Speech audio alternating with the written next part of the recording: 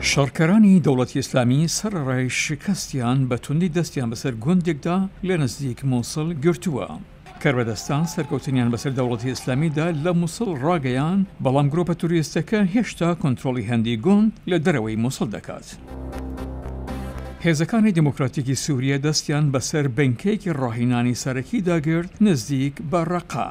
هێزەکانی دیموکراتیکی سووریە بە پاڵپشتی وڵاتە یەکگرتووەکان بەشی کۆنی شارەکەیان تێپەڕ کردووە و نزیکەی چارەکێک لە پایتەخت دەوڵەتی ئیسلامیان کۆنتڕۆڵ کرد. گوندنشینان لە کەرکووک لە تێکۆشاندان لەگەڵ مینەچێنراوەکان لەلایەن شەڕکەرانی دەوڵەتی ئیسلامیەوە لە کاتی کێشانەوەیان. نەبوونی دەستوری خۆڕوزگارکردن لە تەقەمەنیەکان کۆسپی لە بەرامبەر هەڵدانەکانی مین پاکردنەوەدا دروست کردووە.